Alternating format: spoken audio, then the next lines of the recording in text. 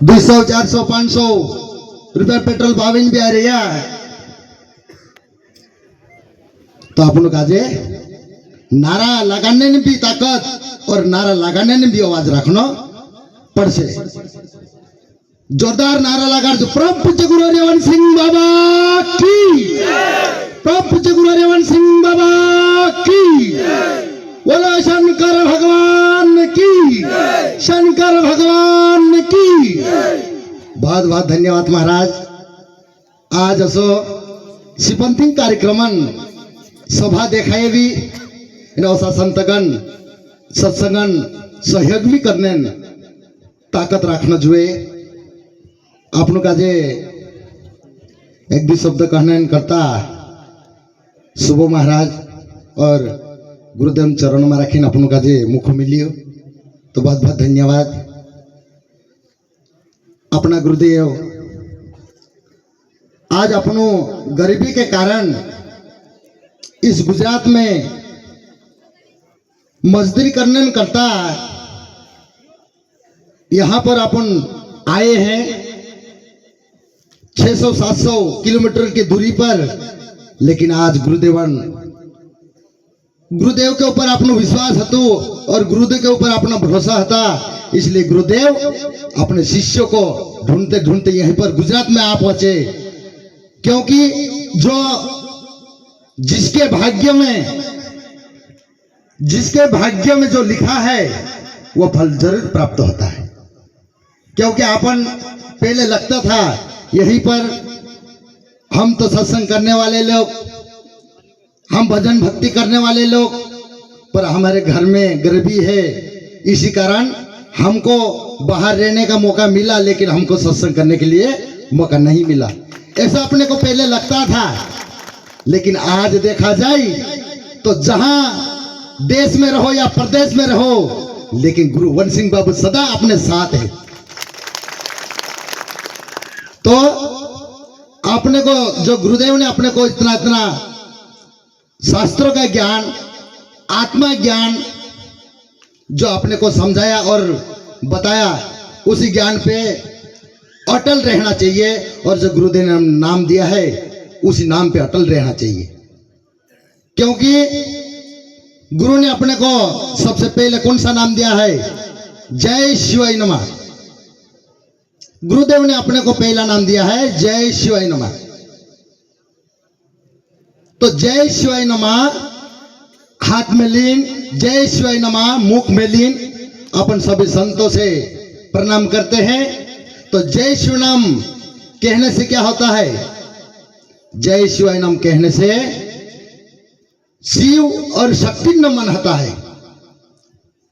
क्योंकि अपन एक ही नाम लेते हैं, केवल जय शिवाय नमः, तो शिव और शक्ति नमन साथ साथ हो सकता है। ऐसा ही नाम गुरुदेव ने अपने को दिया और उसी नाम पे विश्वास रखिएगा और उसी नाम पे अटल रहिएगा। यही नाम तारने का बताया है गुरुदेव ने अपने को। तो एक समय में गुरु मच्छंदरनाथ और उनके शिष्य गुरु गोरक्षनाथ दोनों परिक्रम में जाता थे और कुछ दूर बहुत दूर चले गए और गुरु मच्छंदरनाथ ने अपने शिष्य गुरु गोरक्षनाथ से बोले कि शिष्य गोरक्ष, मुझे बहुत भूख लगी है, तुम जाओ किसी घर पे जाकर किसी घर से भिक्षा लेकर आओ और मुझे बहुत भूख लगी। ऐसा गुरु मच्छंदरनाथ ने कहना पड़ा। तो गुरु गोरक्षनाथ गया, पास में घर था, उसी घर में गया और वहां जाकर उस घर के द्वार पर जाकर वो बोले कि भिक्षान देही, भिक्षान देही, ये पुकार करे। उसी घर के पास में जाकर उस घर की जो माताएं थी वो बाहर निकल आकर बोली, हाँ साधु क्या चाहिए? तो गुरु गोरक्षनाथ ने बोला, माते मेरा गुरुजी और हम दोनों परिक्रम में जाते थे और मेरे गुरु को भूख लगी है, इसलिए मैं भिक्षा लेने के लिए तुम्हारे घर पे आ पहुंचा। ऐसा गुरु गोरक्षनाथ ने बोला। तो वो माता, चलो मैं देती हूं तुमको भिक्षा करके, अंदर गए घर में और घर में से जो भिक्षा लाकर गुरु गोरक्षनाथ को दे दी। वो गुरु गोरक्षनाथ ने उस भिक्षा को ले जाकर उसके गुरु को दिया, गुरु मच्छंद्रनाथ को दिया कि गुरुजी मैं भिक्षा ले आया, लाओ बेटे खा लेता हूं करके। वो मच्छंद्रनाथ ने वो भिक्षा खा ली। फिर खाने के बाद बोला, अरे गोरक्षनाथ मैं तो अभी भी भूखा रह गया, तुमको और भिक्षा लाना पड़ेगा। ऐसा करके और गोरक्षनाथ को भिक्षा लेने को लिए बोला। तो गुरु गोरक्षनाथ वापस गया और मच्छंद्रनाथ ने क्या बोला कि तुम जिस घर से भिक्षा लाए हैं उसी ही घर से लाना वापस। तो गुरु गोरक्षनाथ ने वापस उसी घर गया। उस घर जाकर और बोला कि माते मेरा गुरु भूखा रह गया है, तो और तुम भिक्षा दो। तो उस घर की जो माताएं थी वो बोल रही थी कि तुम झूठ बोल रहे हैं कि उधर आड़ में जाकर खा गए भिक्षा, और अभी आकर बोल रहा कि मेरा गुरु भूखा रह गया। झूठ क्यों बोल रहा, ढोंगी साधु है तुम। ऐसा करके गुरु गोरक्षनाथ को वो डांट रही थी माताएं।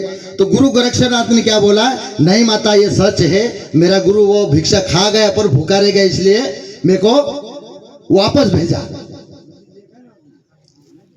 तो मेरा एक शर्त पे तुमको भिक्षा देऊंगी।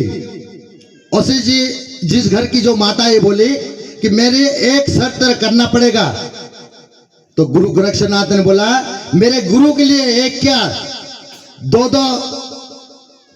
शर्त करते हैं, एक क्या 5 शर्त करते हैं, तो भी मैं मानने के लिए तैयार हूं, लेकिन मेरे को भिक्षा चाहिए। तो माता क्या बोली, मैं भिक्षा के बदले तेरा एक आंख लेऊंगा। तो गुरु गोरक्षनाथ ने बोला हाँ ठीक है माताएं, तुम जाओ मेरे को भिक्षा ला कर दो, और मैं तुम भिक्षा लेके आ रही जब तक मैं मेरा आंख निकाल लूंगा। तो चल तेरा आंख तेरे हाथ से निकाल कर हेतली पे रखना और मैं भिक्षा लेके आती हूं।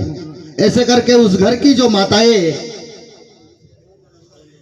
अंदर चले गए भिक्षा लेने के लिए, और गुरु गोरक्षनाथ अपने गुरु के वचन को निभाने के लिए, और गुरु ने जो वचन उनको दिया था कि जिस घर से लाए उसी घर से लाना करके, तो उसी वचन को पालन करने के लिए गुरु गोरक्षनाथ ने अपने गुरु के लिए इन्हें एक हाथ से अपना आंख उखाड़ कर हेतली पर रख लिया गुरु गोरक्षनाथ ने। फिर एक आंख निकाल कर हेतली पर रखकर राह जो रहा था। फिर माताएं भिक्षा लेके आई। तो आकर ले साधु ये भिक्षा ले जाओ। तो गुरु गोरक्षनाथ ने क्या बोला, माता ये आंख तो रख लो पहले। तो वो माताएं जिस घर की माताएं थी वो माता क्या बोली, अरे साधु ये आंख काहे के लिए निकाले तुम, मैं तो तुमसे मजाक कर रही थी, मैं तो केवल मजाक कर रही थी कि तुम क्या करोगे, तुम वो आंख निकाल के दोगे कि नहीं दोगे, मैं तो तुमको पहचान रही थी, पर तुम तो सच में आंख निकाल के दे रहे। तो नहीं माता ये तुम्हारा दोष नहीं है, दोष तो मेरा है, क्योंकि मेरे गुरु को जो वचन निभाने के लिए, मेरे गुरु के जो शब्दों का पालन करने के लिए मेरे को आंख निकाल कर मांगे तो आंख निकाल कर देना पड़ता, और हाथ काट के मांगे तो हाथ काट के देना पड़ता। ऐसा गुरु गोरक्षनाथ की जो बात है। चलो ठीक है करके तो माता जिस घर की जो भिक्षा देने वाली माता थी वो माता उसके आंख पे पट्टी बांधकर और हाथ में भिक्षा लेकर वापस गया गुरु मच्छंद्रनाथ के यहाँ। फिर गुरु गोरक्षनाथ मच्छंद्रनाथ के वहां पहुंचा और वहां जाकर बोला कि गुरुजी मैं आपके लिए भिक्षा लेके आया, तो लाओ अभी खा लेता हूं करके वो मच्छंदर नाथ जिस भिक्षा को खाने लगा और भिक्षा जो कुछ कुछ थी उसमें वो खा लिया और एक लोटे में दूध था, तो दूध पीने के लिए ऐसा ऊपर करके पी रहा था, जैसा ऊपर करके पिया वैसी नजर गुरु गोरक्षनाथ के ऊपर गई। तो मच्छंदर नाथ ने चहक उठा और मच्छंदर नाथ ने परेशान हो गया कि तेरी हाल ये किसने बनाई, मैं उनको अभी शराब देता हूं, तेरा आंख किसने फोड़ा।